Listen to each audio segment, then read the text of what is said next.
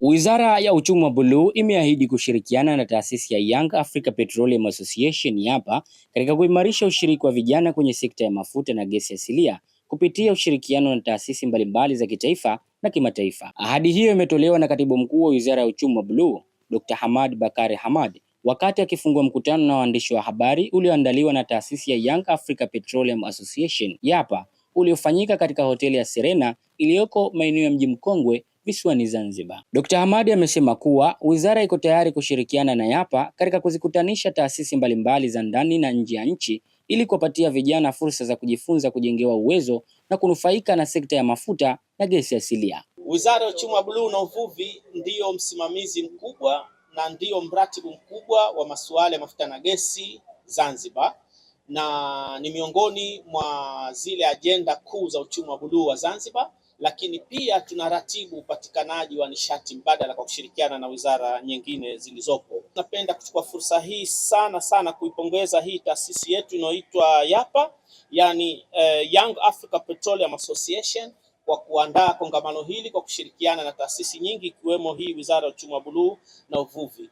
Kwa hiyo hili kongamano linaenda sambamba na zile sera zetu za uchumi wa buluu, lakini na mipango ya nchi katika kuhakikisha kwamba Zanzibar inajitegemea katika nishati ikiwemo nishati mbadala kwa kupitia vision ya Zanzibar ya mwaka 2050.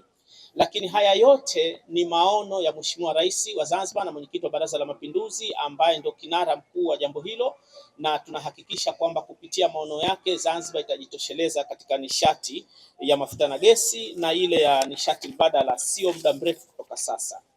Baada ya kusema hayo, basi niseme kwamba Wizara ya Uchumi wa Buluu ipo tayari kushirikiana na kila mdau katika jambo hili, na natoa wito kwa wadau wengine wa ndani na nje ya nchi tushirikiane kuhakikisha kwamba kongamano hili linakuwa linafanikiwa na linakuwa la kutoa mfano, na tunategemea kwamba tutapata washiriki wengi kama nilivyosema, zaidi ya nchi 20 watashiriki.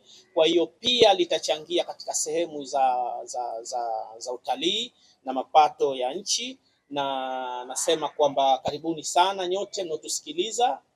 Zanzibar ni sehemu nzuri kwa utalii, tuna mabichi mengi na mafuta na gesi pia yapo. Kwa hiyo karibuni na asanteni sana. Kwa upande wake, mkurugenzi wa Young Africa Petroleum Association Engineer Jafar Mohamed Hamza amesema kuwa maonyesho hayo yameandaliwa na vijana wa YAPA kwa lengo la kuonyesha shughuli za kiteknolojia na fursa mbalimbali zilizopo katika sekta ya mafuta na gesi asilia.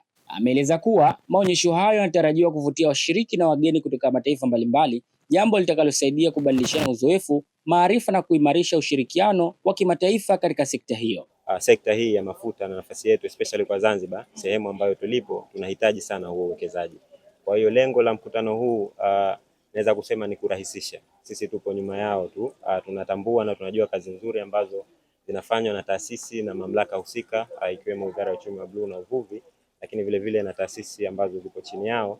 Kwa hiyo sisi lengo letu ni, au kubwa tunalofanya ni kuwa nyuma yao, kuhakikisha kinafanyika, lakini kubwa zaidi vijana wanahusishwa katika kila hatua ya maendeleo au hatua ya huo mkutano. Kwanza tunajivunia kuwa limewezekana na kwa kiasi kikubwa, lakini ukiangalia waliofanya ni vijana, ni sisi, na ni vijana wenyewe wa Kitanzania au wa Kizanzibari. Kwa hiyo la kwanza ni hilo tunajivunia. Lakini vile vile kuona jinsi gani labda serikali yetu inaitika wito au mambo yale ambayo tumeyaweka vijana. Kwa hiyo kwa hilo tunashukuru na tunajivunia sana. Sasa hivi naweza kusema labda vijana tunashirikishwa sana, kama tunavyojua, sio kusema tu, lakini wanalifanyia kazi. Sera kuu pia ya wizara ni ushirikishwaji wa vijana. Especially nikizungumzia hii wizara yetu, Wizara ya Uchumi wa Buluu na Uvuvi au sekta yetu ya mafuta na gesi, tunaona kwa kiasi kikubwa jinsi gani vijana wanashirikishwa. Kwa hilo tunashukuru, na naweza kusema labda tunajivunia kwa sehemu au chachu ya hiyo hatua. Sisi au mkutano, lengo sisi tumetengeneza jukwaa. Wapo wawekezaji ambao wamekuja, na tunategemea wapo wawekezaji ambao watakuja, lakini sio wawekezaji tu, mashirika, taasisi ya serikali nje na nchi yatakuwepo. Kwa hiyo tunawakaribisha sana. Kauli mbiu ni kuunganisha sekta ya mafuta na gesi, lakini vile vile na nishati, nasema clean energy, ambao ni nishati, masuala ya umeme wa sola. Kwa tunaangalia namna gani sekta hizi tunaweza tukaziunganisha, kuangalia na tunapoelekea, kwa sababu sekta inakuwa na inabadilika. Kwa kauli mbiu au kikubwa ni hilo, kuunganisha hizi sekta na kuona namna gani italeta manufaa na matokeo chanya. Naye mratibu wa Jumuiya ya Mafuta na Gesi, Mudrik Kasim Suleiman, amesema matarajio ya waandaaji ni kuongeza ushiriki wa vijana katika sekta ya mafuta na gesi asilia kwa kuwawezesha kupata elimu, ujuzi na fursa mbalimbali zinazopatikana kupitia sekta hiyo. Kama mnavyojua, taasisi yetu ya YAPA imeanzishwa na vijana wa Kiafrika ambao wanatoka nchi tofauti tofauti, ambao waanzilishi wetu wawili ni kutoka Tanzania na waanzilishi wengine walikuwa ni kutoka nchi ya Nigeria pamoja na Libya. Maana ni vijana wa Kiafrika ambao wamekuja kwa lengo la kuwasaidia vijana kuwaingiza, yani kuwasaidia ushirikishaji wao katika hii sekta ya mafuta na gesi. Kwa hiyo tumepata nafasi hizo kupitia taasisi hii ambayo inaanzishwa na vijana wetu wa Kizanzibari pamoja na vijana wa Kiafrika. Hassan Said, Mshindo TV. Usisahau kusubscribe, kulike, kucomment na kushare. Mshindo TV.